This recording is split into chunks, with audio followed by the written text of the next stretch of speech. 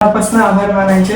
गेल्या 10 दिवसाआधी मी जेव्हा आली होती त्यांना मी खूप प्रश्न विचारले. माझा हात बरा होईल का, असं होईल का, तसं होईल का, खूप शंका होत्या मनामध्ये. आणि तुमचे पहिल्या दिवशी जे शब्द होते की तुम्ही या भूमीतनं जेव्हा जाल नाथ महाराजांच्या, तर तुम्ही आनंदाने जाल आणि खुश होऊन जा.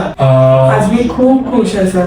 आणि केवळ तुमच्या मार्गदर्शनामुळे संत एकनाथाची भूमी आहे. नाथांच्या भूमीत आले, त्यांना सांगून आले आणि तुम्ही बरी होऊनच जाईल. आणि तुम्ही तुमचा शब्दाचा मान राखलात आणि तिलाही फरक पडलाय ट्रीटमेंट नंतर. त्यासाठी तुमचे मनापासून आभार, तुमचे आणि मॅडमचे पण.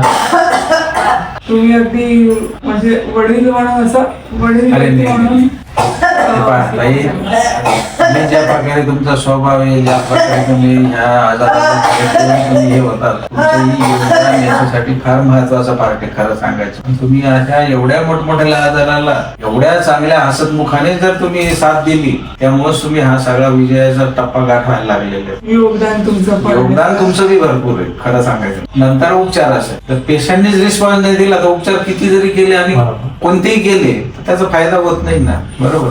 हे डिपेंड तुमच्यावर आहे, तुमच्या स्वभावावर, तुमचा आत्मविश्वास, तुमची त्यावरच तुमचं काय म्हणते रिकव्हरी निर्भर करते. फार महत्वाचा पार्ट. बरेचसे पेशंट आल्यापासून किंवा विश्वास ठेवण्यापर्यंत बरेचशा शंका कुशंका असतातच, नाही असं काही नाही. पण विश्वास ठेवून चांगला उपचार जर घेतला आपण तर नक्की त्याचा फायदा होतो. आणि आम्ही येताना मी पॉझिटिव्हच आलेलो, म्हणून आज आम्ही एवढ्या मुंबईवरून आम्ही इथे ट्रीटमेंटसाठी आलो. तेच ना, तेच. कारण तो एक विश्वास आम्हाला दिसला त्याच्यामध्ये. आणि जेव्हा तुमच्याशी फर्स्ट टाइम भेटलो, बोललो, तेव्हा तो अजून विश्वास डबल झाला आमचा. त्या विश्वासातच 25% गुण आहे. हो.